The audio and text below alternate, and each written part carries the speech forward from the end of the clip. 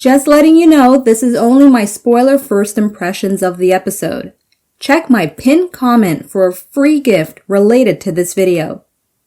And to watch my unfiltered reactions with exclusive bonuses, join my Asha Media TV Club. The link is in the description box below. Now, here's my afterthoughts of this episode of Supernatural. I think this is a first in a long time where the episode is fantastic. Like, it's fantastic. Every single scene is fantastic. I will not quarrel with how they went about it, but this time, it's the what they decided to put out there as their story towards this finale, which now makes me almost like, it's a mixture of anxiety, worry, because so many of you really love, apparently, season 11. So I'm going to have to take a leap of faith that the finale episode will show me a hint of why, considering where it may leave off from. And then now I'm taking into account what I think is just, I have to be so careful here, because I already know, like I said, I'm already seeing the paragraphs, and I'm already hearing the words, because there are members who watch who are colleagues of mine, and they'll have their say with me, whether I like it or not. I'm already entertaining it, so just keep in mind that if you're going to write it down, all the reasons why this is amazing, and this is not character assassination that I'm deeming it to be based on my own personal experience and knowledge of watching a lot of TV, and understanding narrative to some degree. And it is a subjective thing, so I have to always keep that in mind too. It's not about me trying to be right over you guys as viewers here. This is me saying, okay, well, based on my own experience and stuff watching characters, when you have a character from season 1 that is distinctly a certain way, it's like, let me just try to simplify it as best I can, okay? So that I don't want you taking it as me shitting on this in a really negative sense. What I mean with Dean Winchester specifically, and yes, I do have it in mind that there are different showrunners, different teams of writers who will perceive the character differently from how Kripke did. I get that. Just, it's sad that I have to remind people of that, because I end up seeing it lectured to me in some of the comment sections. Okay, so I'm just telling you that I'm aware, all right? But what I'm trying to reflect to you is, regardless of the change up of teams, and regardless of that, one of the principles of keeping the integrity of a main character, this is not a supporting character here, this is a main character, is that you always have one thread of their personality that is not changeable, so that it carries forward to be a recognizable character throughout a series. So what is one main trait that has been a thing for Dean Winchester? You protect the innocent. You save people from monsters. And now, unfortunately, where they can get away with writing this part of him killing off the Stynes boy is because they've made that line they've made it too fine. It's a gray area now. Whereas it was very distinctly, okay, we don't kill humans, we only kill monsters. And he's presuming that kid's a monster when he clearly showed him he's not. But then, like I said, it's like, as I'm saying it, I'm counter-arguing the possible arguments. Maybe I should just leave it up to those of you who like to counter-argue for the sake of giving you your chance to express your commentary. But like, you could easily say, well, he was on the path, because even though he didn't want to, he did take off that kid's arm knowingly, with the pressure of his father and all those people in the room. So it's like there's a counter argument for the argument. And that's what's brilliant about this show, about what they've done so far. So it's like I'm complimenting, but I'm also criticizing all in one here. All right. I'm going to leave it at that. I hold my opinion very lightly. Just know that, okay? It's very lightly where this whole Dean thing, because what they attempted here with Castile at the end was wonderful as well. Although I am curious as to why Castile did not use his powers, if he really is convinced to stop Dean in his tracks. Although it's established the Mark is more powerful, the attempt to try I mean, unless I've missed it somehow, has he, since he got back his grace, I know he's not at full power. That was explained to me very nicely with the whole wings being an indication of that, how it's, it's still, he's not 100%, but there is some percentage. Is there not still he could have used? Please at least elaborate on that. Okay, I am curious about that, because same thing with Charlie. I mean, they were on the phone while Charlie was screaming for her life, and in that given moment, Sam could have turned to Dean and said, "Call Castiel, get Castiel there."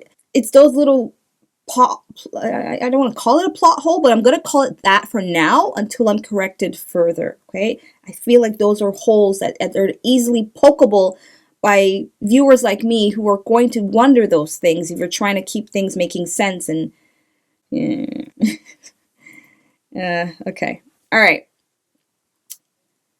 Let's take a look at this episode, though, because it is fantastic. It is fantastic. I cannot deny that. It's 5 Ashamojis.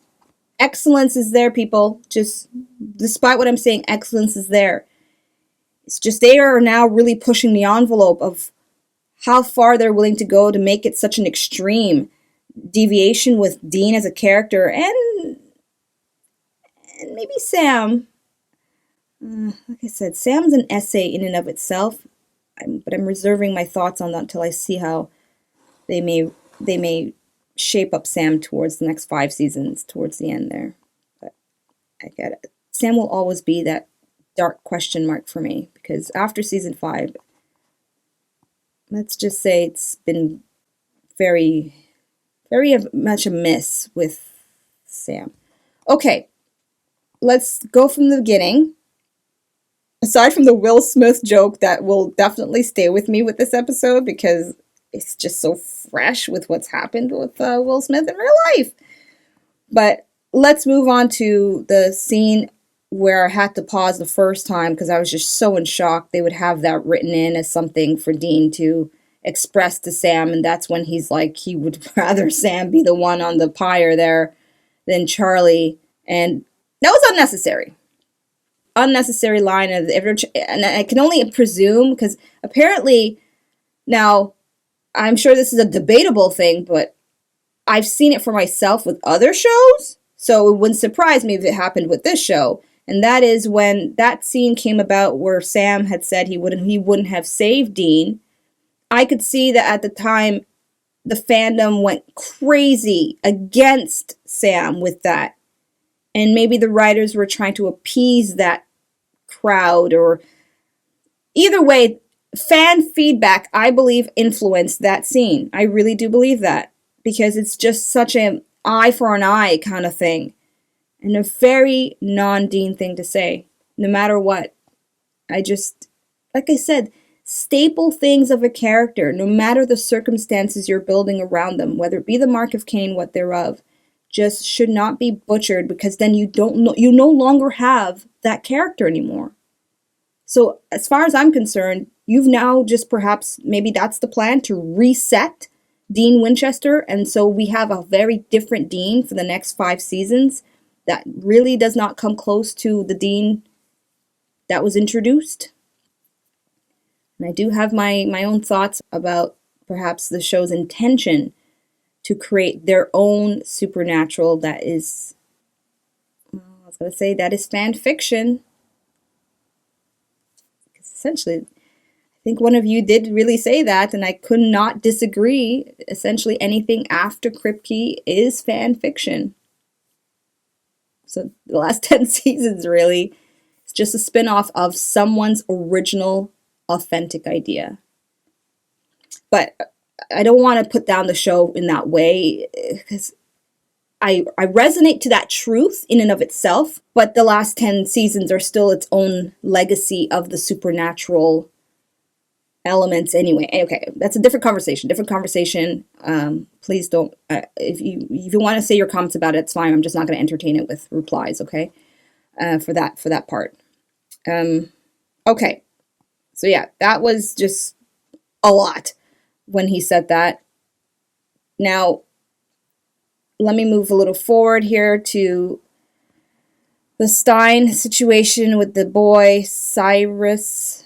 That was very well done in showing how in a family, when you're brought up a certain way, I know what that's like, and you want to escape, sometimes the opportunities to escape are just as bad as your fear to escape.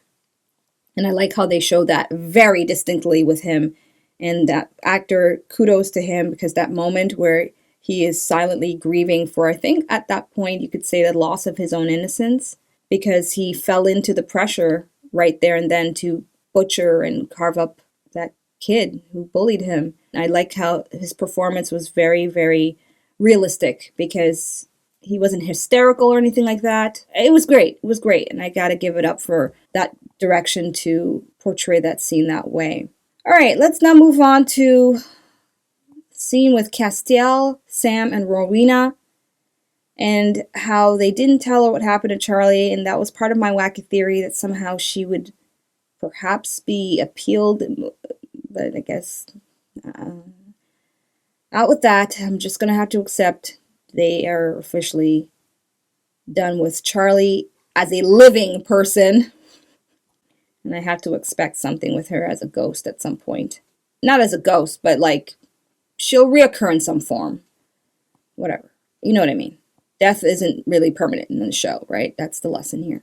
Okay, so let's now move on to one of the biggest, shocking, amazing parts for me personally, just because I love Crowley so much, and that's this whole thing with Crowley making it clear I'm a monster. And it goes along with some of what I was trying to express in previous reactions, how if you don't believe someone can change, even when they're trying, just the lack of faith in them to change could cause them to just give up on changing. And that is kind of the moment they just pretty much showed with Crowley. His eyes going all red. Has his eyes gone red before? I don't remember if it has. I know that's the crossroad demon eye. I just don't remember him. I don't think so, because I wouldn't have been so surprised to see it now.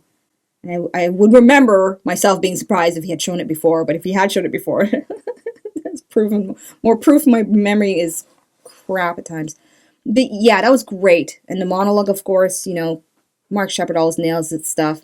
But at the same time, I'm just like, now you're just giving him a reason to be even more monstrous. But hey, it's Crowley. So, for us Crowley fans, yay. I can't deny that.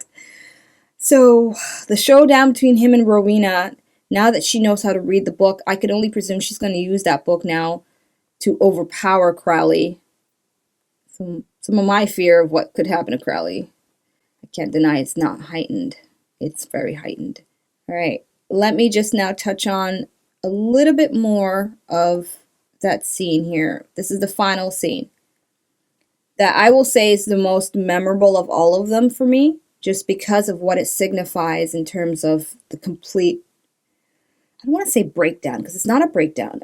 I guess you would say the complete takeover, maybe, of the Mark, that second last step to becoming fully corrupted back into a demon. And that's when he pulls an Indiana Jones, Dean, and kills the Stynes guy right in the head. No fight, nothing. He's just like, he's had it, shoot. And then moves on to Cyrus. He's had it, shoot. And I think it's meant to be like the most like, ah! And for those of you who watched it on network TV back in the day, waiting for the next final episode of the season, yeah, I don't have that wait. Rub it in. No, but I can't imagine the ratings and stuff like that for television at that point. And the chitter chatter in all the forums, especially for you Destel fans, oh, he didn't kill him because deep down he loves him. Not mocking you. To each their own with their fandoms. But I'm not going to deny, apparently, I've been told the Destel fans are interesting. Okay. All right, that's all I got for you, people. Fantastic episode.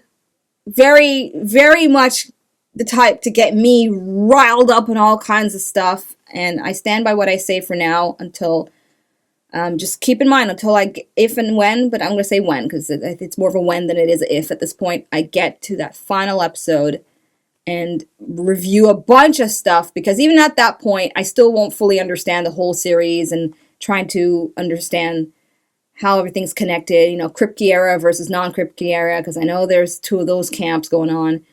It's a lot. There's just so much with this show, to the point where it's almost too much, and maybe it's not even worth trying.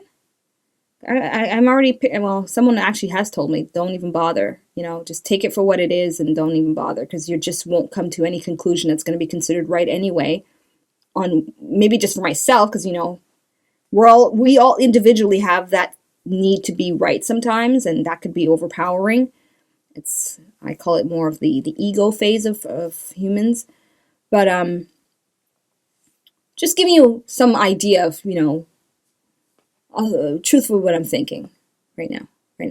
Okay, so there you have it, people. These are my afterthoughts after watching episode 22, The Prisoner. If you want access to my full, uncut, unfiltered reaction to this episode, including my paused commentaries that I only share with my club members, details on joining my club is in the description box below. And so, until my afterthoughts of the finale episode, episode 23, I'll see you in the next video. Peace out. Thank you so much for watching. Be sure to subscribe and check out my other videos.